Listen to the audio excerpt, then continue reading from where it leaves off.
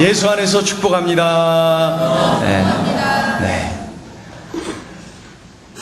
연세 높으신 목사님 한 분이 어린 시절을 회상하면서 옛날 이야기를 한 토막 하셨습니다. 초등학교를 다니는 중에 하루는 학교를 다녀왔는데 점심을 못 먹어서 배가 너무너무 고팠답니다. 허구 어느 날 물로 배를 채우곤 했는데 그날은 물을 아무리 마셔도 배가 그렇게 고팠답니다. 그래서 이렇게 저렇게 둘러보니까 사랑방 윗목에 종자 씨앗으로 묶어둔 고구마, 그것이 눈에 띄었다는 거예요. 종자 씨앗으로 묶어둔 그 고구마를 먹어버리면 그 고구마 농사 이제 못하는 것이요. 그런데 거기서 하나를 두근두근하는 마음으로 그것을 빼다가 구워 먹었대요. 고구마를 구워 먹은 거예요. 저녁 때 집에 들어오신 아버지가 숫자가 모자라는 걸 알고 엄청 혼을 내셨대요. 혼을 많이 내셨대요. 종자 씨앗으로 남겨둔 건데 그것을 먹으면 어떡하냐 그러면서 많이 혼났답니다. 눈물을 펑펑 흘리면서 입을 뒤집어 쓰고 그날 잠을 잤다는 거예요. 울면서 입을 뒤집어 쓰고 잤다. 그런데 한참 자다가 보니까 누군가가 머리를 쓰다듬더래요. 그래서 눈을 이렇게 떠보니까 어머니가 눈물 흘리면서 머리를 쓰다듬고 계시더래요. 그래서 이렇게 보니까 그 머리맡에 고구마를 쪄서 한 그릇 딱 갖다 놓고 깨우고 있는 거예요. 머리를 만지면서 눈물 흘리면서. 그래서 잠자다가 일어나서 그 고구마를 한 그릇 다 먹었답니다. 울면서. 그날 고구마를 먹는 내내 어머니 울고 아들 울고 오랜 세월이 지난 어느 날 그때를 생각하면서 그때 가난으로 인한 고통이 참 컸다고 이야기를 합니다. 고난 없는 인생은 없습니다. 우리가 이 땅에서 숨쉬고 살아가는 한 고난은 늘 우리 곁에 있는 것이죠. 고난을 이겼구나라고 생각하면 어느 날 또다시 새로운 고난이 내게 밀려오곤 하는 것입니다. 그렇다면 오늘 주인공 다윗, 우리 기도 중에도 영적 거장, 다윗과 같은 영적 거장 그랬는데 이 우리가 영적 거장으로 알고 있는 이 다윗은 어떠했을까요? 다윗은 골리앗을 물맷돌로 쓰러뜨려서 절체절명의 위기에 빠져 있었던 이스라엘을 살려냈어요. 그런 중에 시간이 흐르면서 백성들이 이런 노래를 부릅니다. 사울은 천천히요 다윗은 만만이라. 사울 왕이 죽인 자는 1000명이요 다윗이 죽인 자는 10,000명이다. 다윗이 훨씬 위대하다. 그렇게 표현을 하고 있더라는 거예요. 그 노래를 듣곤 하던 이 사울 왕이 시기심, 질투심이 막 치밀어 올랐던 거예요. 그리고 막 두려움이, 염려가 밀려옵니다. 야, 이 자식 이거 가만히 뒀다가는 큰일 나겠는데? 야, 이거 다윗이 언제 이렇게 인기가 좋아졌지? 이 녀석 이렇게 하다가는 내 자리 내놓으라 그러겠는데? 그러면서 이 사울 왕이 두려움에 사로잡히고 시기 질투심에 사로잡히고 말았어요. 사울 왕은 다윗에 대한 열등감과 두려움이 가득했어요. 그러자 자기 감정을 컨트롤하지 못해갖고 창을 들어서 다윗을 향해서 던졌다니까요. 다윗이 날렵하게 피했으니 망정이지 사울 왕의 창에 맞아서 다윗이 죽을 뻔했습니다. 그러던 중에 사울 왕의 딸 미갈이라고 하는 딸이 있는데 이 미갈이 다윗을 사랑하게 되었어요. 다윗에게 푹 빠졌어요. 왕의 딸, 이 공주가 다윗을 사랑하고 있어요. 왕은 다윗을 죽이려고 하고 있어요. 이게 무슨 운명의 장난이던가? 네? 이게 어떻게 된 겁니까? 자신의 딸이 다윗을 사랑한다라는 것을 알게 된 사울 왕이 좋은 아이디어가 하나 떠올랐습니다. 신하들을 시켜서 다윗에게 이렇게 말을 해라 하면서 전하는 거예요. 왕이 다윗을 좋아해서 사위로 생각을 하기도 한다. 그런데 왕의 사위가 되기 위해서는 블레셋 사람, 블레셋 남자들 100명을 죽여야 된다. 그러면은 그의 딸 미갈을 주겠다고 하시더라. 그러자 다윗 전쟁에 그 블레셋 사람에게로 나가는 거죠. 왜 이런 조건을 내걸었을까요? 사울 왕이 생각한 거예요. 야, 100명을 어떻게 죽이냐? 100명 죽이려 갔다가 다윗이 죽겠지? 생각하고 100명을 조건으로 내걸은 것이. 그런데 다윗이 나가서 블레셋 사람을 200명 죽이고 옵니다. 100명 죽이면 딸 준다 그랬는데 200명을 죽이고 온 것입니다. 사울 왕이 얼마나 놀랬겠어요. 그나저나 할 수 없지요. 이 딸이 이렇게 사랑하고 또 딸을 주겠다고 조건 걸면서 약속까지 했으니 어떻게 합니까? 딸을 줘야지. 결혼을 시킵니다. 그런데 이렇게 끝내기에는 사울 왕이 여전히 불안했어요. 자신의 사위가 되었는데도 불구하고 불안해요. 두려워요. 시기심, 질투심이 가시질 않아요. 그래서 어느 날 사울 왕이 결심을 내립니다. 어떻게 해요? 죽이자. 그래서 암살조를 만듭니다. 암살조. 야, 밤에 다윗의 신혼집으로 가서 다윗을 죽여라. 그렇게 암살조를 만들어서 명령을 내려요. 그런데 다윗의 부인이 된 이 미갈이 그 정보를 입수하고 다윗에게 얼른 알리고 그날 밤 다윗을 피신을 시키는 것을 볼 수가 있습니다. 갓 결혼하자마자 삽시간에 헤어지고 만 것이죠. 골리앗을 때려 눕히고 역사의 무대 중앙으로 나왔던 그 다윗, 그는 그날 바닥으로 추락을 한 것이, 벼랑 끝으로 내몰리고 만 것입니다.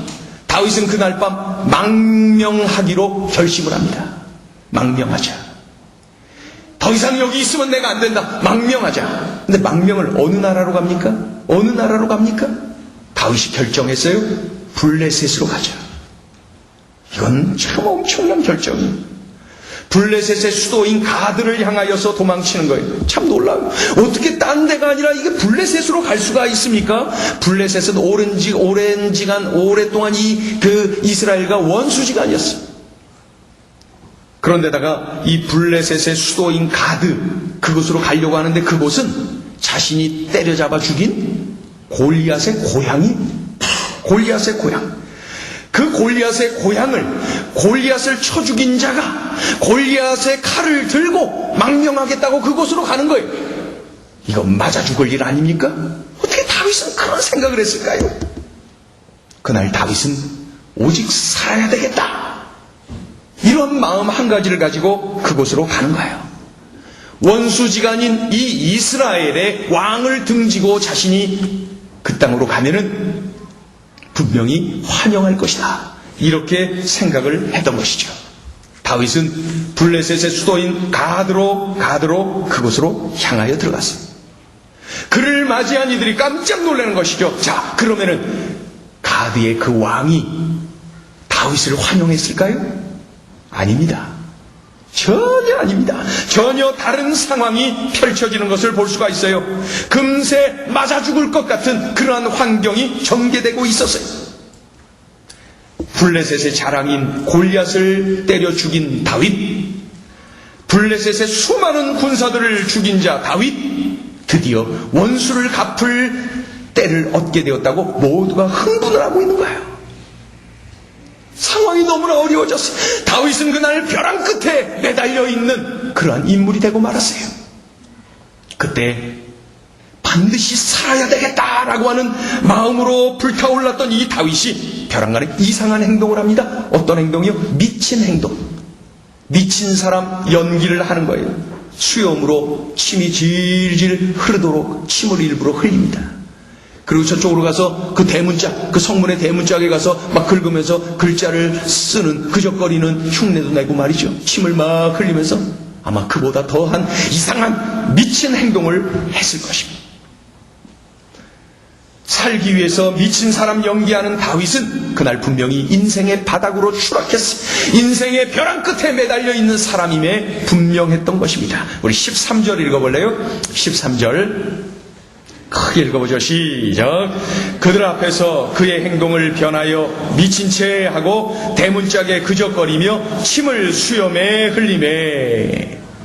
짧은 시간이었지만 온 백성의 존경을 받았어요. 장군이 되었어요. 왕의 사위가 되었어요. 참으로 잘 나가던 청년 다윗이었어요.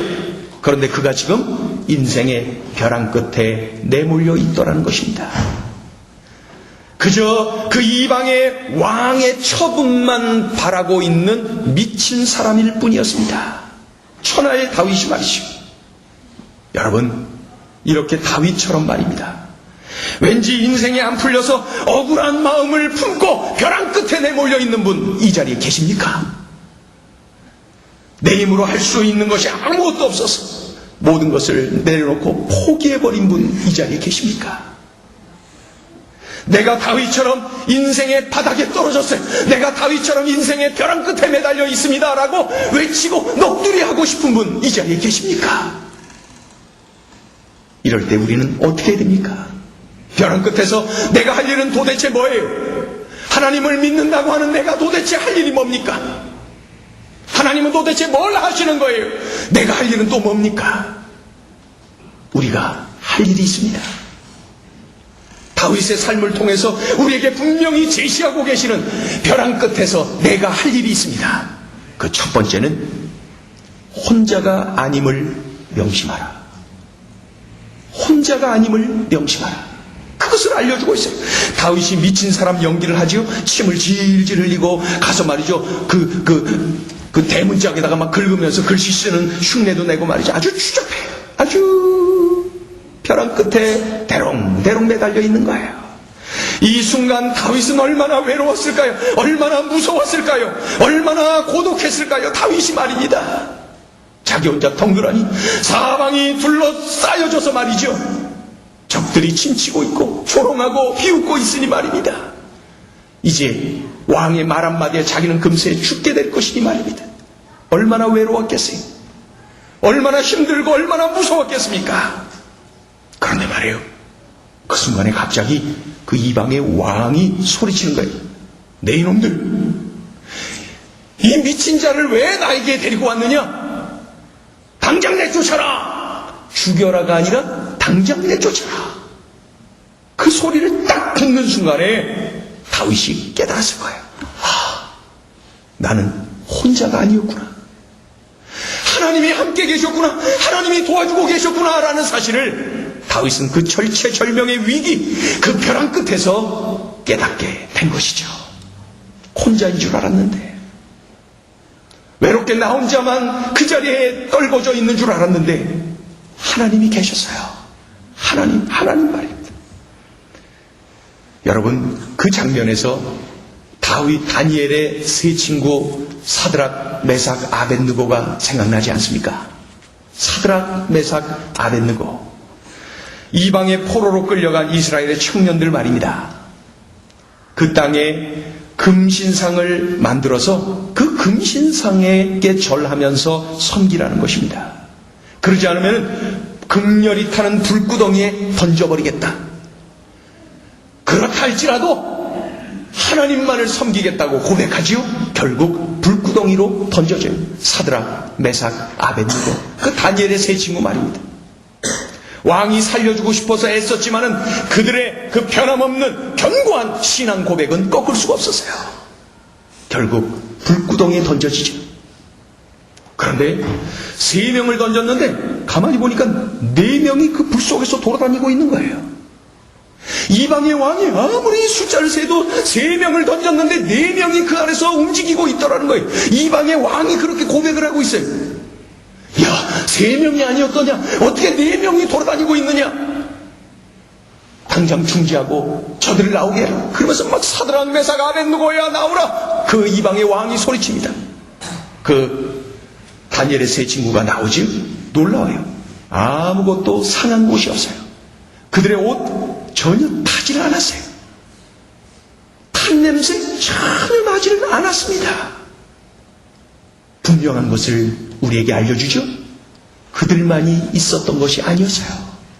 셋이 아니라 넷이었어요. 여러분, 이것이 바로 하늘 공식이라는 거예요. 셋이 아니라 넷이다. 하나님의 자녀들은 어느 곳에 있던 하나님이 함께 하심을 믿으시기를 축원합니다. 셋이 아니라 넷이 하나님이 그들과 함께 하셨어요. 외로워하지 마세요. 혼자라고 여기지 마세요. 하나님이 계시지 않습니까? 세계적으로 유명한 미국의 언론인 흑인 여성, 10대 미혼모의 딸로 태어나서 자신도 성폭행을 당하면서 고통의 세월, 그 처절한 가난과 불행의 환경 속에서 성장한 흑인 여성. 그러나 지금은 세계 리더로, 여성 리더로 우뚝 서서 절망에 빠져있는 많은 이들에게 희망을 퍼부어주는 강력하고도 선한 영향력의 소유자. 그가 누굽니까? 오프라 윈프리. 오프라 윈프리. 하루는 어느 기자가 질문했어요. 당신을 이렇게 훌륭하게 만든 원동력은 도대체 무엇입니까? 기자가 질문했어요. 그때 오프라 윈프리가 서슴지 않고 이렇게 말합니다. 첫째는 하나님이 함께 하셨기 때문입니다. 둘째는 독서 클럽이고요. 독서 클럽을 통해서 책과 만나고 사람들과 만나고 함께 있었다는 거예요. 그런데 그것은 둘째고, 첫째는 하나님이 저와 함께 해주셨어요. 제 인생을 바닥에서 이렇게 높이 높이 올려주신 것 하나님이세요. 기자를 통해서 그의 고백은 전 세계에 퍼졌습니다. 인생의 바닥에 있습니까? 지금 벼랑 끝에 매달려서 고통의 신음소리를 내고 있는 분 이 자리에 계십니까? 그렇다면 명심하세요. 나는 혼자가 아니다. 하나님이 지금 나와 함께 하신다. 이러한 하나님이 함께 하심을 늘 느끼고 만지고 체험하며 승리하는 인생 되시기를 축원합니다. 바닥에서, 인생의 벼랑 끝에 매달려서 그 절망의 현장에서 우리들이 명심해야 될 것이 또 한 가지 있습니다. 그것은 예배의 자리로 달려가라. 예배의 자리로 달려가라는 거예요. 예배의 자리로 달려가라. 오늘 본문에 해당되는 내용의 그 시가 있어요. 이 역사서를 통해서 그에 해당되는 시편에 보면은 그렇게 연결이 되는 것들이 꽤나 많이 있지요. 오늘 본문에 해당되는 내용의 시가 시편 34편이에요. 시편 34편에 이렇게 표현이 되어 있어요. 다윗이 미친 척 하다가 쫓겨나서 지은 시, 이렇게 말이죠. 그 시편 34편 1절에 이렇게 고백을 해요. 내가 여호와를 항상 송축하며 내 입술로 항상 주를 찬양하리이다. 하나님을 송축하고 하나님을 찬양하는데 항상 이렇게 표현되어 있어요. 미친 척 하다가 쫓겨나서 도망치는 상황에서 무슨 찬양이고 무슨 송축이고 무슨 예배입니까? 그런데 다윗은 상황을 뛰어넘어서 의지적으로 하나님께 예배하고 의지적으로 의지를 발휘해서 하나님을 찬양했다는 것입니다. 그렇게 의지를 가지고 예배한 다윗, 그가 그 시편 34편 3절 4절에서 이렇게 고백을 하고 있어요. 나와 함께 여호와를 광대하시다 하며 함께 그의 이름을 높이세. 내가 여호와께 간구하며 내게 응답하시고 내 모든 두려움에서 나를 건지셨도다. 여러분, 그 벼랑 끝에서 의지적으로 의지를 발휘해서 예배하는 자리에 나갔을 때에 하나님은 그의 예배를 받으시고 그의 기도에 응답하시고 두려움에서 건지셨다라고 그가 고백을 하고 있는 것입니다. 이것이 바로 예배자의 영광입니다. 예배자의 영광. 삶이 너무 힘들 때에는 뭔 일이 그렇게 안 풀려요. 그럴 때는 우리끼리 얘기인데 교회 가기 싫어. 교회 가기 싫어. 예배 드리기 싫어. 갈까 말까 그러다가 에잉 그러고 안 가려고 그래. 이따가 오후에 가지 뭐. 다음 주에 가지 뭐. 가기 싫어. 뭔 일이 제대로 안 돼. 그럴 때는 지치고 처지고 안 가. 가기 싫어. 목사님 저도 잘 압니다. 저도 잘 압니다. 이럴 때는 어떻게 됩니까? 그럴 때는 감정에 치우쳐서 말이죠. 기분에 따라서 움직이는 것은 아주 위험한 것입니다. 그때는 어떻게 해야 돼요? 의지를 발휘해야 돼요. 의지를 의지게 됩니다. 의지를 가지고 내 몸을 쳐야 되는 거예요. 그래서 예배하는 자리로 달려가야 됩니다. 그것을 우리는 억지로라도 가야지 이렇게 표현할 때가 많은데, 그게 바로 의지를 가지고 의지를 발휘해서 예배하는 자리로 가야 된다는 것입니다. 그런데는 내가 의지를 발휘해서 더 일찍 예배당으로 가서 막 더 적극적으로 봉사도 하고, 더 적극적으로 중보기도도 하고, 더 적극적으로 예배 은혜를 사모하면서 예배하고, 그렇게 더 적극적으로 의지를 발휘하며 예배 자리로 뛰어나가야 된다는 것이죠. 의지를 발휘해서 예배해야 될 상황이라서 예배하는 것이 아니에요. 예배하고 싶은 마음이 있어서 예배하는 것이 아니라 상황도 안 되고 기분도 안 돼요. 필이 안 꽂혀요. 그렇다 할지라도 어떻게 돼요? 의지를 발휘해서 예배 자리로 달려가야 된다는 거예요. 바로 이 다윗처럼 말입니다. 그때 다윗이 그렇게 고백하잖아요. 내가 억지로, 내가 의지를 발휘해서라도 하나님 앞에 예배했더니 하나님이 내 예배를 받으시고 내 기도에 응답하시고 하나님께서 나를 두려움에서 건지셨다, 이렇게 고백하지 않습니까? 이러한 예배자의 영광을 우리 행전의 모든 식구들이 경험하기를 축원합니다. 여러 해 전에 제가 전도사로 섬길 때에 교회 바로 앞에 사는 할머니가 계셨어요. 할머니가 이제 외롭게 사셔서 저희 할머니도 생각나고 그래갖고 거기 그냥 오다 가다 인사도 제가 잘하고 늘 손잡고 가까이 하고 그랬어요. 근데 1부, 2부 예배가 있었는데 1부 예배 늘 오셨는데 그날 안 오셨어요.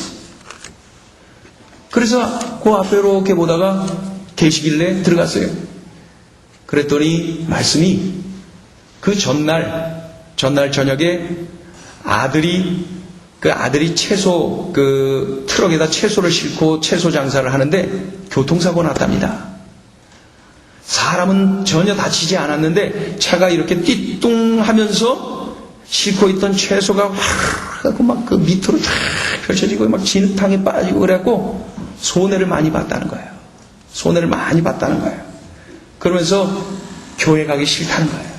할머니 시험에 드시다. 교회 안 가신다는 거예요. 전라도 사투리를 심하게 쓰시는 분이었는데 저에게 말했어요. 내 꼬라지를 좀 보시오. 교회 가게 생겼나? 그리고 얼굴 쳐다도 안 보고 딴 일 하시오. 내 꼬라지를 좀 보시오. 교회 가게 생겼나? 그러면서 전혀 안 가신다. 그래서 제가 겉면을 자꾸 했어요. 할머니, 아드님이 다치지 않은 것 하나님이 보호하신 거잖아요. 하나님께 감사하잖아요. 가서 예배하고 하나님께 우리 감사 표현해야 됩니다. 그리고 가서 예배 드리세요. 예배 드리면은 이 마음 다 씻어주시고 하나님이 그 기쁨을 주실 거예요. 가요. 자꾸 권했더니 억지로 따라 나셨어요. 그리고 교회 일찌감치 가셔서 기다리다가 예배를 드리셨어요. 예배 마치고 나올 때 제 손을 꽉 붙잡고 이렇게 말씀하셨어요. 겁나게 고맙소이. 여간 고마워요이. 그러시더라고요. 그게 무슨 뜻입니까? 예배하기를 잘했다는 표현 아닙니까? 예배하기를, 내가 집에서 내 꼬라지를 좀 보시오. 교회 가게 생겼나? 그러한 마음으로 있는 것이 아니라 여간 고맙소. 예배하기를 잘했다는 표현. 겁나게 잘 좋았다는 것입니다. 예배당에 오기를 잘했다는 그 할머니의 표현. 여러분, 우리는 이런저런 고통의 순간을 맞이합니다. 말로 표현하기 힘든 그러한 괴로움을 맞이합니다. 다윗처럼 벼랑 끝에 매달려 있을 때도 있습니다. 그때에 아무것도 하고 싶지 않고 무엇보다도 예배하기 싫은 것 우리가 다 압니다. 우리가 그런 걸 경험하니까요. 그럴 때 어떻게 해야 되냐면요, 의지를 가지고 예배하는 자리로 달려오셔야 돼요. 의지를 발휘해서 억지로라도 예배하는 자리로 달려와야 돼요. 그러면 나갈 때 겁나게 기쁜, 겁나게 황홀한 하나님의 은혜 체험하고 삶의 현장으로 나가게 될 줄로 믿습니다. 극심한 벼랑 끝에서 살아나고 회복되고 역전을 경험하는 출발의 그 지점은 바로 내가 예배하는 자리인 것입니다. 힘드세요? 예배하세요. 지칩니까?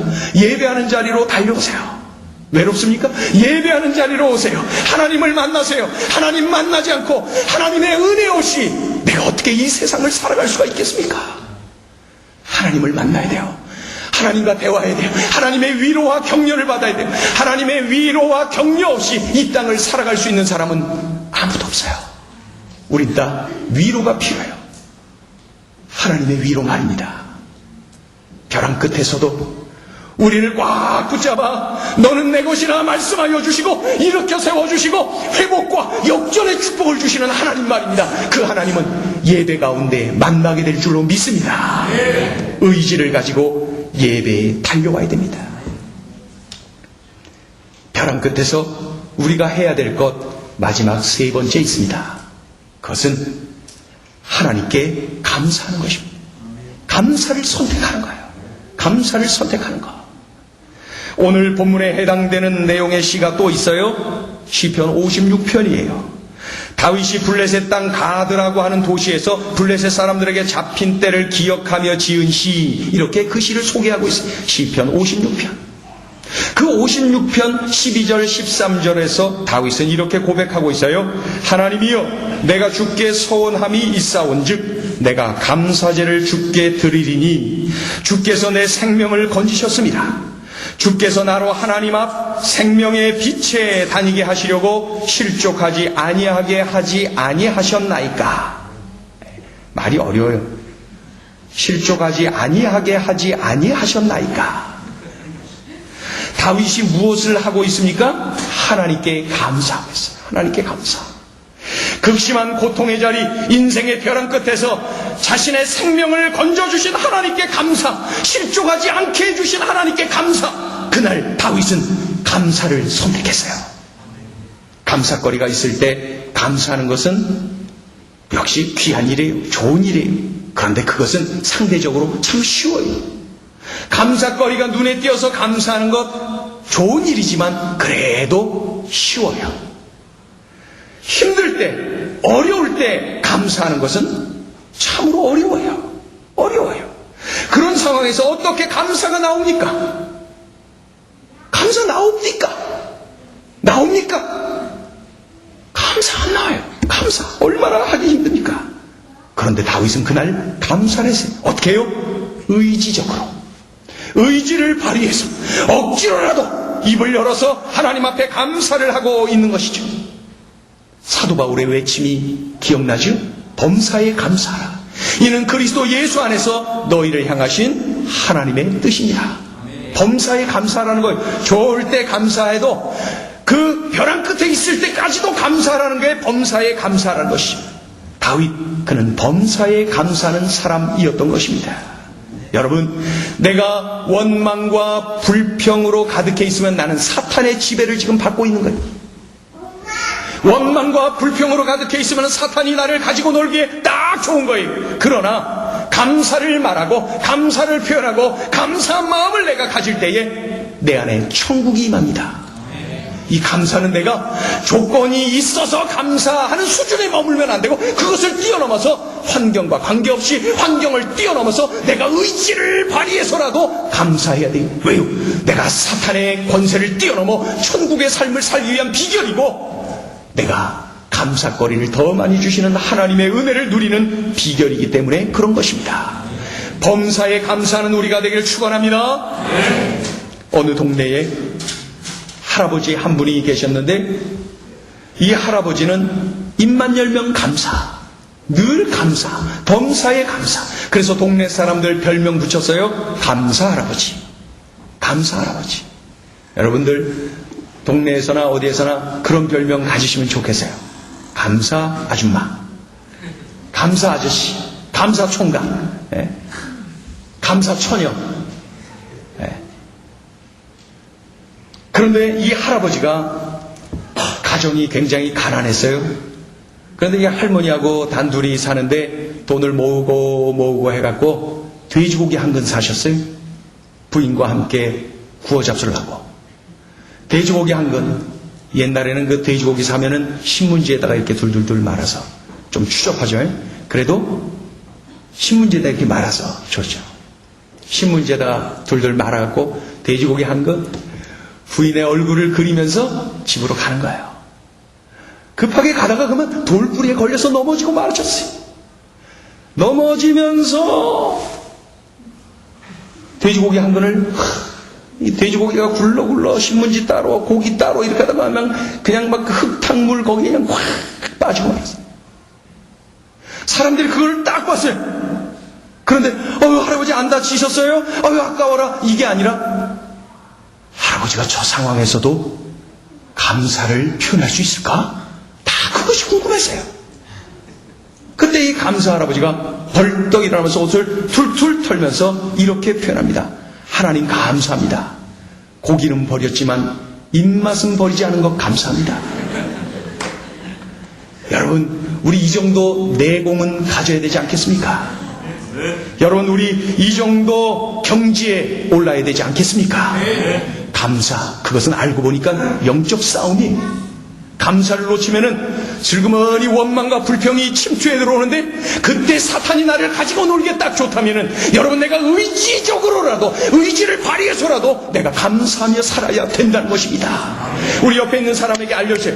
막 눈 크게 뜨고 알려주세요. 오늘 분명히 알려주셔야 돼요. 알려주셔야 되는데 얼굴 보시고, 얼굴 보시고 크게 알려주세요. 범사에 감사합시다.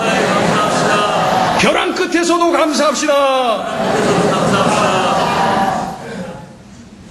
감사는 영적 싸움이에요. 삶이 힘들 때 어떻게 해야 됩니까? 염려와 두려움이 나를 짓누를 때 내가 어떻게 해야 됩니까? 벼랑 끝에 몰린 듯한 고통의 때에 나는 도대체 어떻게 해야 됩니까? 여러분, 얼른 기억하세요. 나는 혼자가 아니다. 하나님이 나와 함께 하신다. 그리고 의지를 가지고서라도 예배 자리로 달려가세요. 예배하는 자리에 가세요. 의지를 발휘해서라도 예배해야 됩니다. 그리고 동시에 감사를 표현해야 돼요. 얼른 감사하세요. 영적 싸움이에요. 얼른 감사하세요. 원망과 불평이 침투하기 전에 얼른 감사하세요. 의지를 가지고도 감사하세요. 하나님께 감사하세요. 이것이 바로 벼랑 끝에 내몰린 내가 해야 될 일입니다. 나는 혼자가 아니다. 예배의 자리로 달려가라. 그리고 하나님께 감사하라. 기도하겠습니다.